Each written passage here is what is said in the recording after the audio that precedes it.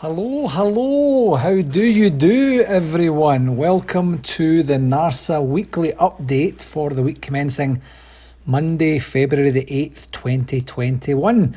It's Gary Gillen here, and I'm your host for this week's edition, and I hope everyone is doing ace and your anticipation towards 55 continues to build and build despite yesterday's blip in Hamilton. More about that in a wee bit here.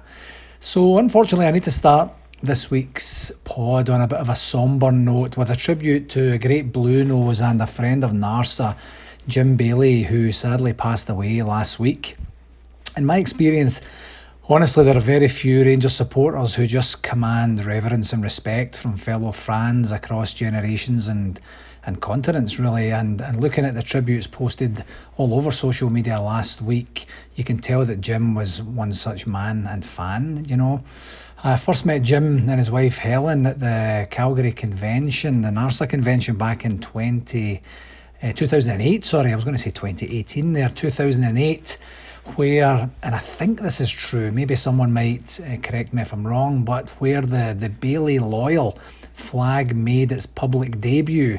And I remember seeing the flag in the hall at the time in the Westin Hotel and thinking, I wonder what that is. I haven't seen that before. And then Andy Cameron, on one of the nights, Andy Cameron was the MC for the convention back in 2008. And he was going around just looking at the flags and making some comments on them. And he asked, what's the Baillie Loyal? And Jim and Helen proudly announced at the time that it was their own wee club of two. And Andy didn't quite know what to say to that, you know, and anybody who knows Andy Cameron would know he's not a man to be lost for words. And that was the main introduction I remember in terms of meeting Jim and Helen. And we met a number of times at subsequent conventions, and I always did look forward to spending time in both Jim and Helen's company. And the thing with Jim was that one of the great things about him was we always just got him the very same way. Direct, enthusiastic, passionate to the core, not afraid to tell you straight if you're making an arse of things or to provide any suggestions on how to make things better. And I appreciate people like that, and Jim was certainly a great guy, you know, truly great guy and genuine big time blue nose. Rest in peace, Jim. And if I can, pass on my sincere condolences from everyone at NARSA to Helen, Evelyn, and the entire Baillie family and friends. And Jim, we'll bring 55 home for you, my friend. Moving on to our games segment for this week. Last week saw us play two games. The first one was a tight and stuffy 1-0 victory against St Johnstone at Ibrox, with Hadji scoring a brilliant winner. But unfortunately, I, like a lot of other Bears across the world, didn't get to see the full first half due to RTV technical issues, and we'll have a wee bit more about that in a wee while here. But one of the main things from the game was another post-game notice of complaint that involved Kemar Roof, which the referee saw the incident and dealt with the incident, but for some bizarre reason we see fit to re-referee games in Scotland, games that involve us, which I'm sure is a complete and utter coincidence, of course. But on this occasion, the good news is the club have stood up for Kemar, and we'll find out tomorrow, Tuesday, whether we're successful in the appeal or not. Hopefully we are. The second game was an utter garbage 1-1 draw against Hamilton, away to Hamilton yesterday morning in the early kickoff, with Hamilton scoring both goals and Rangers honestly turning in their absolute worst performance of the entire season from beginning to end in the game. And the game concluded, obviously, as you'll remember, with the equaliser coming with, I think it was literally the last kick of the ball, and scored by the same player who, for some reason, was only booked in the very first minute for face smashing his elbow, or smashing his elbow into Connor Goldson's face, I should say. And, you know, so a first and last minute impact from the lad, and just incredible why he never got a red card for that in the beginning. And just incredible that we didn't have the maturity and sensibility to see the game out at the end. A real downer. You know, we're all desperate to get these points racked up, to get 55 in the bag. And for just not to show up against a team who we've had some very favourable results against this season was very, very disappointing. However, we didn't turn up, and we were fortunate to get the point, and it's 1 point closer to 55 as well. This week we're back to just the one game with no game on midweek, and it's a home game this Saturday against what was up to maybe now, with the appointment of Tommy Wright as the new manager, a recently tanking Kilmarnock side. And the game is this Saturday morning at 10 AM Eastern Standard Time. And with Tommy Wright as the new manager, maybe you'll see a bit of a rot being stopped. We will see. I guess I don't know that we had too much troubles against Tommy when he was manager of St Johnstone once we got the team up and running to be the solid unit that we are right now. The last time we played Kilmarnock at home was back in mid-August, where we ran out 2-0 winners with goals from Roof and Ryan Kent. And then you might remember this one because it was quite a poignant one in the season when we beat them 1-0 at Kilmarnock around the beginning of November, and what was at the time the first major real litmus test for how good this team actually were. And there was a bit of nervousness going up into the game because we hadn't had any favourable results against them, specifically down in Kilmarnock over Steve Clarke's time there, and the couple of years prior under Stephen Gerrard. And we did get our answer that day with yet another clean sheet and another goal from Captain Fantastic James Tavernier, and what was his purple patch in scoring this season. So 2-0 in August and 1-0 in November. I would take any of those scores this coming Saturday. And it's the first of 2 home games in a row in the league, sandwiched in between the first leg of the Europa League, last 32 tie away to Royal Antwerp. And we'll talk a wee bit more about that next week. Just a quick aside in terms of the league table and league standings right now. This and the next midweek, the mob from the East End will play their 2 games in hand to bring them back level on games played with us, and then they can stop talking about all this drivel about how the gap really isn't the gap because they have games in hand and things like that. So the game this week is away to St Mirren in the most beautiful town in Scotland, probably the most beautiful town in the world if I'm actually being honest. And we already know that St Mirren is not an easy place to go and get a result. We had that very poor result back in December in the League Cup, you'll remember. And the other is a home match against a collapsing Aberdeen, who came out with the chairman's vote of confidence for the manager today. I think it's 1 win in 8 or something they've had now. So I think based on Aberdeen results against that mob from the East, we'll all know what result we can expect from that particular one. After these games, we'll have a clear reflection on what we need to do to progress our status from champions elect to champions proper, and I'm really looking forward to that as well. It just looks a bit disjointed when you look at the table and you don't have the same amount of games played. So points per game, in terms of the results that have occurred from last week, we are on 2.71 points per game now, which is down 0.06 from last week with the draw that we had yesterday, and that mob are 2.12 points per game, which is up 0.08 per game from last week due to their narrow win over Motherwell. We're still very clearly ahead on the points per game ratio, and we now have played what's that now, 28 games, so I guess one more game and we played the same amount of games as we played last season before the season was cut short. So I'm just keeping it real in case any of that junk happens to happen again for this season. From a Rangers TV perspective, we unfortunately had our first real widespread nightmare of the season this past midweek. The weekend was okay, but the midweek game against St Johnstone was awful. There was, just before kickoff, around about maybe an hour before kickoff or something, there was a cryptic message posted on social media. I seen it on Twitter, and it stated, due to a third-party provider fault out with our control yesterday and today, we have had problems with our ability to help users with some email inquiries. There is now a fix in place for this, and we are working through any remaining customer service inquiries as quickly as possible. So I'm not 100% totally sure what that meant. It was obviously just talking about the service and support through the email route, but what it seemed to manifest itself into was a whole bunch of inconvenience for a number of bears across the world who didn't have feed for the first half or didn't have feed for part of the first half, and then it switched to St Johnstone TV, or certainly St Johnstone TV commentary for the first half as well, which I guess is okay if you're still getting to see the game. But it just wasn't cool, and unfortunately we are kind of bombarding RTV with requests for help and updates and knowledge of what's happening, and what we got at the time was we're investigating, we'll try and figure out how it is. And then fortunately for the start of the second half, everything seemed to be back to normal and the second half was fine. At the time of recording this, which is Monday night at almost 7 p.m. my time, which is Calgary time, we sit here with the knowledge that the root cause of the issues from last week are still yet to be determined. We're not 100% sure what happened, and it hasn't been pinpointed yet. So if it hasn't been pinpointed yet, we don't know how to fix it. So I'm told that investigations are ongoing, and of course, once we know more about that, we will update everyone via our regular communication channels.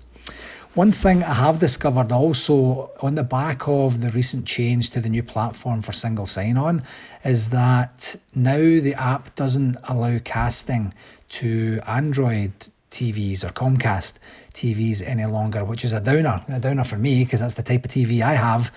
And we have inquired with Rangers TV as to what happened and if there's going to be a remedy for that.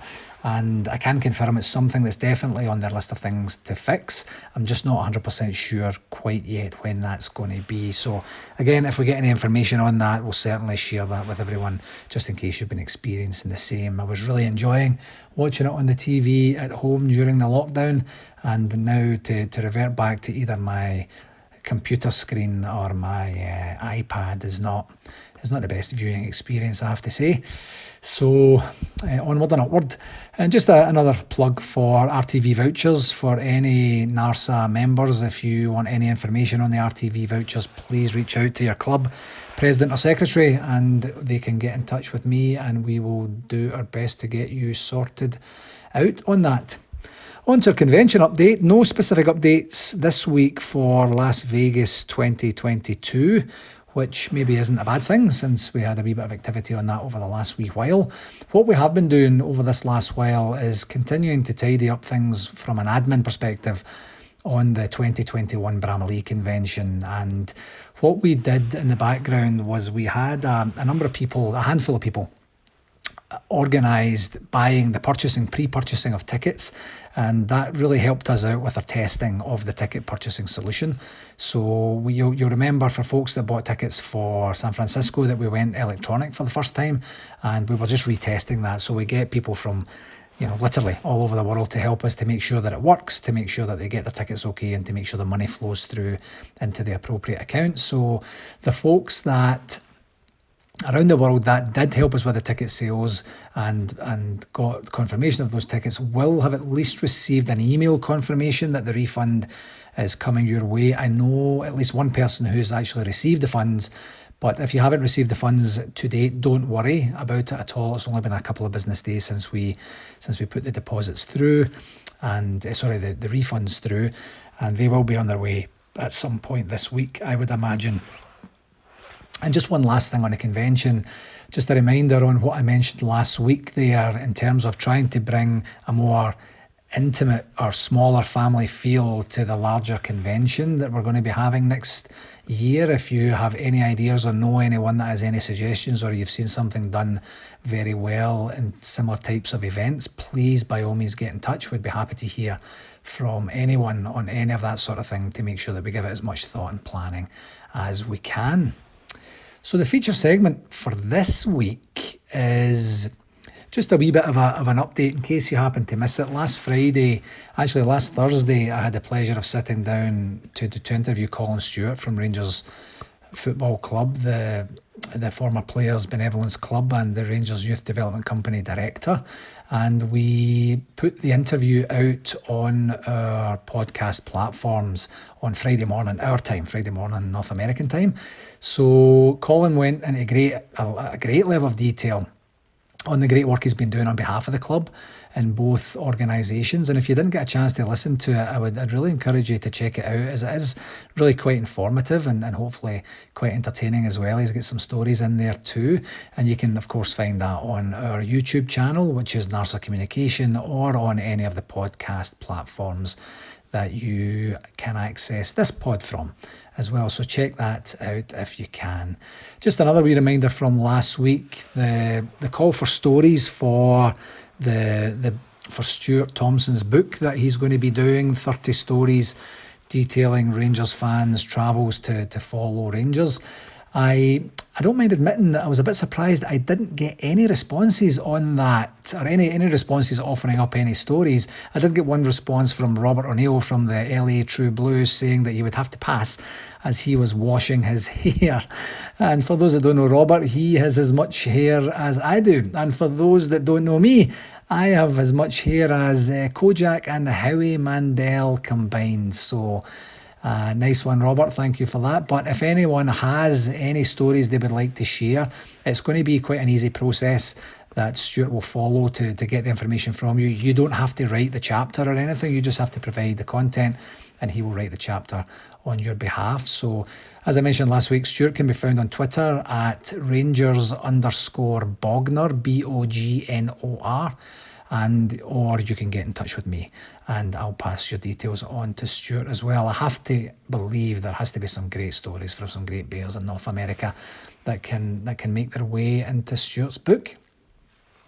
On the Soccer Academy and MyGers session that we held yesterday, for the last few weeks, or the last month or so maybe even, I was calling it the soccer schools, and then we kind of got our knuckles wrapped a wee bit last week that it's rebranded to the Soccer Academy, so apologies to everyone for not being quite up to speed on that, but we are suitably educated now. We did host the session with both the Soccer Academy representatives and the MyGers representative yesterday, with a number of NARSA members and friends, and it was just the morning, our time, Sunday, just not too long after the Liverpool Man City game, and we changed the timing of the event on Saturday.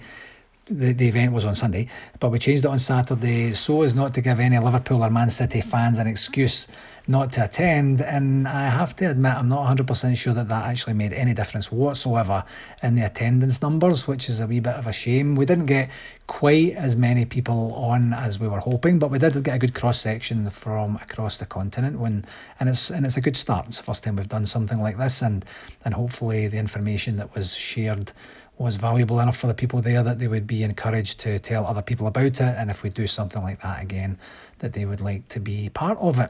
From the club, we had Gary Gibson and Ian Greer from the Soccer Academy, and Natalie Nairn from the commercial and projects, or commercial marketing projects group as well, to take us through what we were doing. The first part of it was on the Soccer Academy, and they gave us information on the global reach of the Soccer Academy operations as it is today, the plans and strategies that they have for further international market expansion, the content of what can be expected to be delivered as part of the offerings that they have, and the platinum, gold and silver engagement tiers that they went through.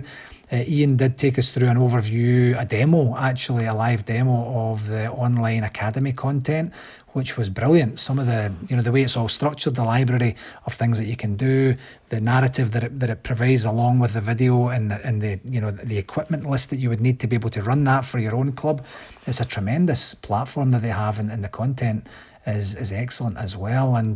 And this part of the session was summarised by Gary and Ian, essentially asking for our help as NARSA to help introduce them to any potential groups or individuals that could maybe help them further the Soccer Academy footprint on this continent here and expand this important side of the business. So that's a genuine call out to everyone from North America here. If you're listening, if there is a football club, a soccer club in your area that you think might benefit from even just a conversation, then please by all means get in touch, and we'll put you in touch with the right people to keep these conversations going. You never know, and they're not going to be very, very heavy on the sales. They're looking for information gathering as well, you know, to gain some intelligence about what the market does here. So no club too big, no club too small was a message that they had given us yesterday too. So please don't think that you know, they wouldn't be interested in your local club or someone's club that you know of as well. From a MyGers perspective, Natalie took us through the existing membership setup as it stands just now, and shared with us that there's currently over 28,000 members signed up, and of that 28,000, here's a fun fact for you: around about 500 or so of those are international, so out with the UK. So 27,500 in the UK and 500 international. We had a wee bit of a chat about why we thought the international part was so low in comparative terms with the UK support that they've received, and we did talk about some website challenges and sign-up challenges that were prevalent in the beginning when it came out, which I believe have been overcome now. But yeah, it was quite an interesting stat. It's good to hear data like that, so that it helps us just get an idea of quite where we stand and sit in terms of overall support from an international fan base perspective. Natalie did explain that the monies from MyGers goes straight into the club almost instantaneously as soon as the VAT is removed, is what she said, and that will always be the case with all monies raised from MyGers, which was something that Brian Campbell and I, through all of our conversations with Natalie on MyGers, have been saying we need to know where the money's going, we need to know where it's going, and that messaging now is out there. So next steps on MyGers is that we have pretty much finalised a promo flyer specific for NARSA detailing the international MyGers membership and the benefits that we can get as purchasing fans, and also the benefits to the club for every membership purchased as well, because you'll know that we haven't really truly done any advertising on that at all on behalf of the club, because we never really had any collateral and never really had any real confidence that our needs were being fully met, which has been acknowledged by the club as well. So that's not a thing that they don't know about. But as soon as we get this flyer, we'll do a bit of an advertising campaign, and we will hopefully get a few more sign-ups from that for monies that are going directly in to the club. At the end of the session, we were going to do a random draw for the last 6 memberships. The club had given us 10 memberships, 5 adult and 5 junior. And because a lot of people were falling off the call at the end because they didn't want to stick around for MyGers, Natalie very kindly says we'll give everyone on the call right now MyGers membership. So I think that there wasn't too much more than 6 on the call at that point anyway. So it worked out great for everybody for sticking around. See, that's what happens. You're always getting benefits if you stick around the sessions that we organise. But honestly, it was a really great session and a unique opportunity to chat with folks integral to club operations. Stuff like that jazzes me up. I know it's certainly not for everyone, but I love to just see and feel the inner workings of organisations to get an idea of how better we can help, how better we can understand how operations work, and how better we can maybe support those as well, and see where we can collectively and individually help push things on for our great club. One last thing on it, we did record the session. It was a Zoom session and it was recorded, so I know that Ian Greer is going to be editing it this week, hopefully this week sometime, and taking away some of the stuff that was kind of shared in confidence with the audience at the time, and we'll get it packaged up and get it sent out there for people who missed it to view it if you feel like it, or people who participated in it to view it again, just to refresh your memory on what was covered there too. But yeah, a good session and good overall, thoroughly enjoyable. So we're just about getting to the closing part here for this week, but I'm happy to tell you, after the success, the technical success, and hopefully the listening success of the interview with Colin Stewart last week, we have another interview scheduled for this week. They're coming thick and fast now. And this time we're going to go outside the club, and I will be talking to Mr. David Edgar of the Heart in the Hand, the Rangers podcast. And for those that don't know, David Edgar, he's a friend of NARSA. He was in Calgary as the Heart and Hand representative covering the convention in 2018, and did a great job covering all the events, really going global with a lot of the communication that was there, and also doing the live show at the Palomino on the Sunday afternoon leaving do, which was, I was part of it actually, and it was great fun. And the way he started the session in the first sentence or two certainly caught everyone's attention, and it ended up being a great day. But what we'll be discussing is David's history and as a Rangers fan, and his dealings in the Rangers Supporters Trust, the evolution of the Heart and Hand podcast, and how this has helped create what we now know as fan media, and or contribute to and create fan media, and the current media work that he does for press conferences, game coverage and things like that. It's going to be a lot of fascinating stuff shared there, and David's a great guy, and I'm really looking forward to chatting with him and having him in the opposite chair for a wee change, and being in the interviewee rather than the interviewer. So all being well, that will be recorded at noon my time on Thursday, this coming Thursday, and all being well, we'll be able to get that distributed on Friday morning for you as well. We do have some other interviews lined up over the next couple of weeks with folks from the club, and we will genuinely start making a move on the NARSA Club history pods as well over the second half of February as well. We've got the technology locked down. If you heard the Colin Stewart interview last week, there was still a wee bit of clunk on some of the sound and things like that, so we're going to iron that sort of stuff out and then do a good job on the club stuff as well. What I would like to do is ask if there is anyone or anyone or anybody or any party or organisation that you'd like to hear from, that you'd like to be listening to as part of an interview, then please do let us know. You know, we are fortunate the reach that we have with the NARSA executive, that we have access to a variety of resources within the club and on the peripheries of the club as well. And the ultimate intent of this podcast, the whole reason it was conceived back in December there was basically, to the word I like to use is edutain, is educate and entertain everyone and give you information that you didn't know before. Some of it you'll be more interested in than others, of course, but if there is anything that you'd like to hear from, by all means, please do drop me a line, and you can reach me, of course, at rangersscc@hotmail.com. That's 2 S's and 2 C's. With any suggestions that you might have. I'm not promising we'll be able to make every single request happen, but we'll certainly do our very best, and it won't be for the want of trying if it doesn't materialise. So that's about it for today, folks. Thank you very much. I'm sincerely hoping that we get to put this Hamilton junk out of our system and get back to really taking it to Killie on the weekend, the new manager or not. Thank you very, very much for taking the time to listen, and please remember to share it with whomever you think might enjoy it. Take care. All the very best, folks. Cheerio.